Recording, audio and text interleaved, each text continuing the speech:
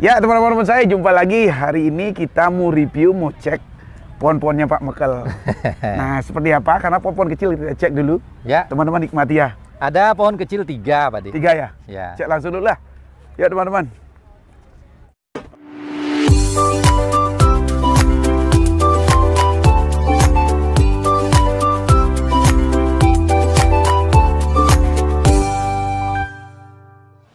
PBBI Jaya! PBBI Hebat! PBBI Maju!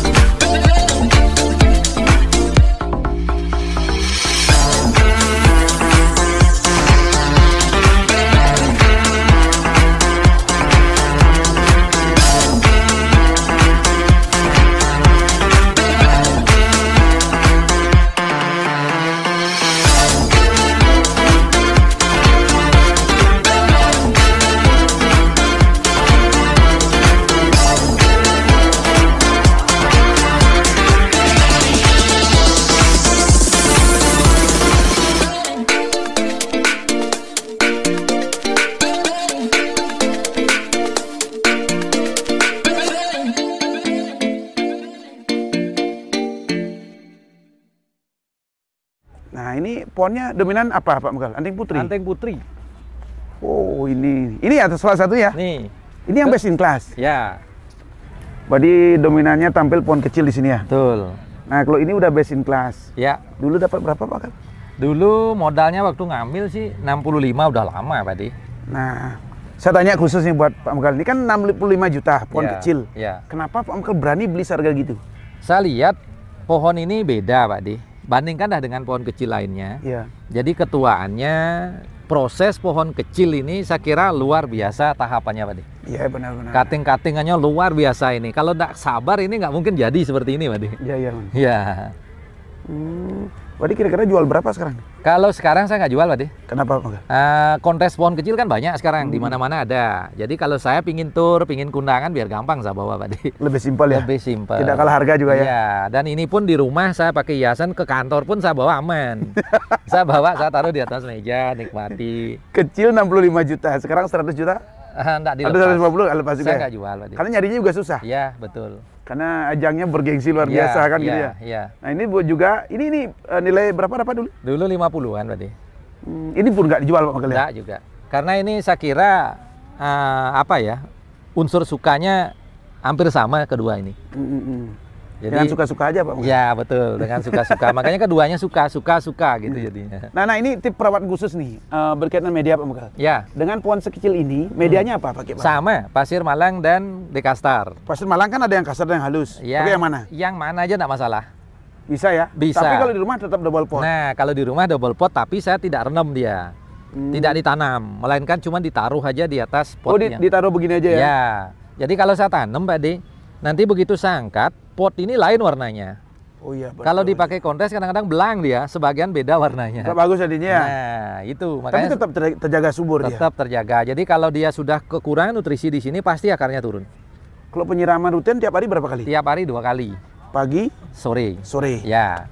Jadi media juga untuk pupuk cairnya kita paling seminggu sekali lah kita siram. Seminggu sekali ya. Ya. Untuk jaga-jaga. Untuk ganti kurang media Pak nutrisi. Mekel?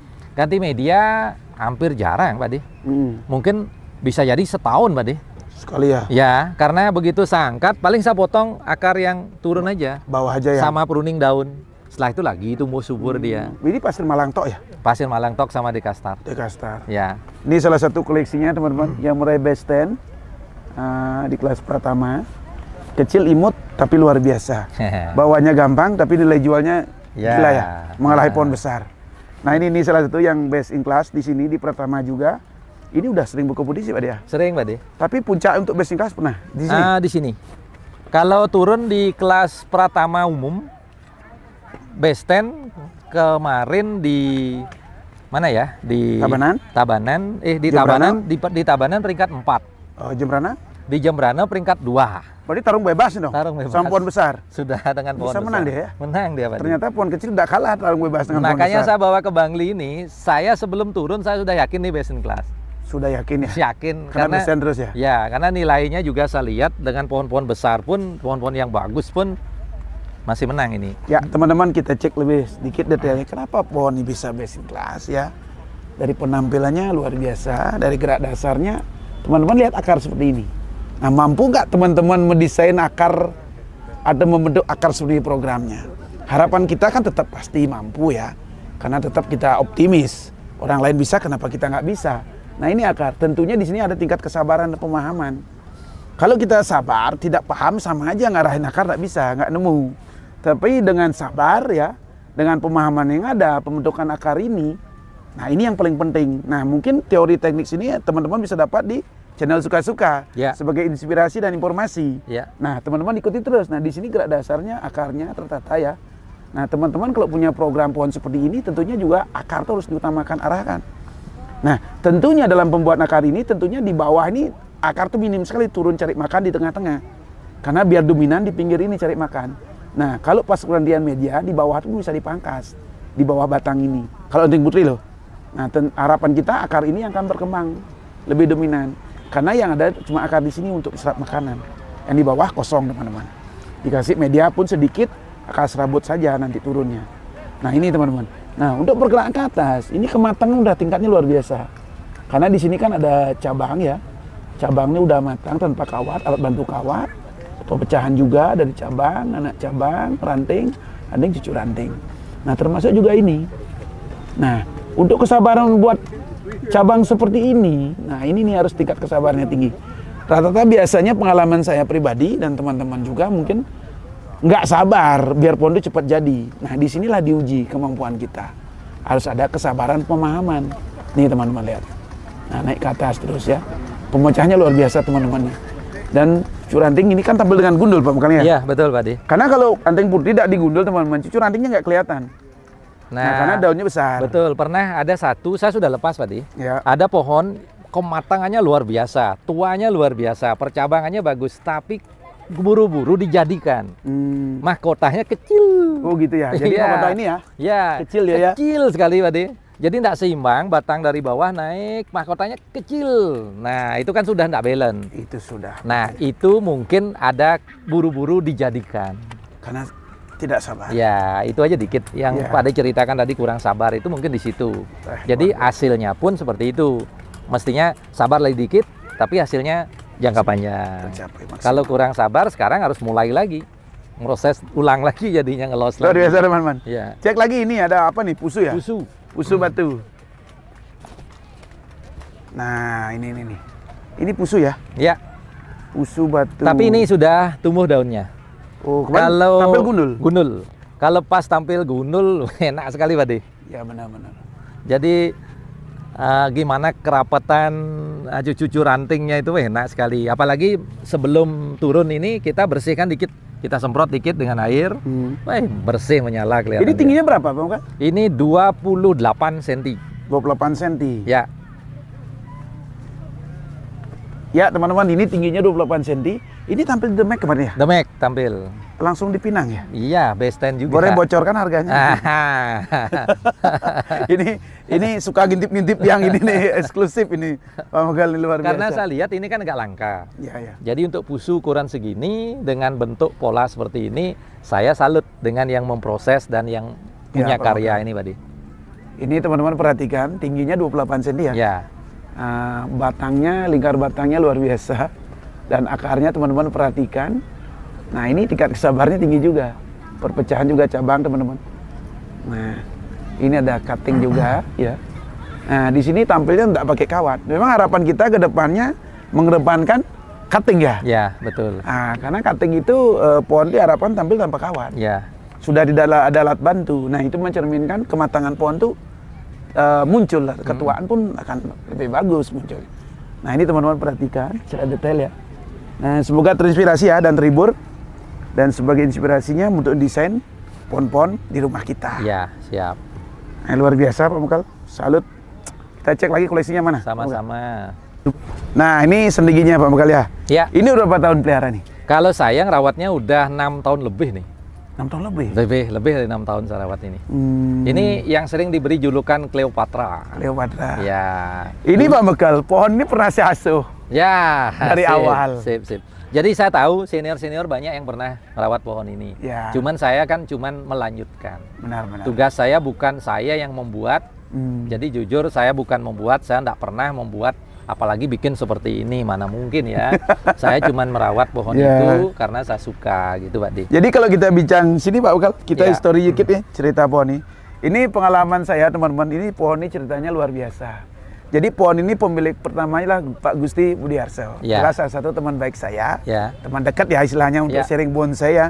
Dan beliau pun memang salah satu pendesain Fort Relief yang luar biasa, yang mana desain dengan semen tapi menampilkan seperti batu karang asli. Ya. Nah ini beliau pemilik pertamanya, dan sempat saya awalnya itu pegang ini untuk pembentukan mahkota, dimensinya, fungsi segala macam. Nah karena dulu di sini ada cabang kecil ke bawah. Nah di sini juga ada, jadi kita potong dulu, namun kita sisa. Jadi akhirnya pohon ini belum jadi sudah semi jadi 90% ya, 85% berpindah tangan. Salah satu kolektor kita Pak Tut Aryamo. Ya. Di sana tuh dikemas oleh Pak Dek Moyo. Jadi di finishing, dibentuk semikian rupa, jadi pohon itu cantik. Ini pohonnya luar biasa, lamanya diproses di Jayagiri. Nah ini luar biasa. Nah berpindah terus dan terakhir di Pak Mukal Ya. Unggul. Jadi saya ketemunya di Singaraja awalnya. Di Singaraja ini basin kelas, di kelas Madya. Iya, Ya, luar biasa. saya lihat di sana basin kelas ini lebih rimbun. Yang saya suka waktu itu kan daunnya memang kecil, Pak De. Kecil nih. Ini salah satu memang Ya. daun Setinggi tahu beras. saya paling kecil segi beras. Ya. Jadi pernah saya pertahankan ini pohon, kalau bisa jangan dijual. Ya, betul. Karena dulu untuk prosesnya pakai pot ember Pak Mekal. Ya. Nah tentu waktu proses itu kita terus sering-sering ya dengan Pak Gusti seperti apa. Kebetulan dokumennya dari nol sampai jadi ini saya ada. Ada. Nah, itu yang disebut legend ya.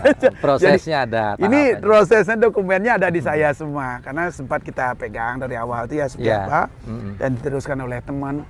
Dan sampai detik ini saya lepas pohon ini dengan Pak Gusti, kita mau menampilkan seperti apa sih bertahannya pohon ini Pak Mekal. Ya. Karena kita lihat kan ini daun kecil. Ya. Yang jadi permasalahan kita kadang-kadang kan planting itu cepat tinggi. Cepat tinggi. Nah ternyata pohon ini tidak.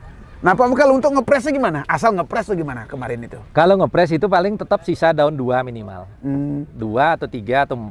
Pokoknya tergantung posisi dia. Kalau memang dia sudah agak tinggi, paling sisa 2. Sisa 2 ya. Tetap ada sisa, Pak De. Tapi di bawah tetap tumbuh dia ya. Tetap tumbuh. Ini- Ini uniknya pohon ini. Nah, contoh ini, coba Ya. dekatin. Iya. Ini udah nerubus di sini. Ini mohon maaf. Nah. Tuh.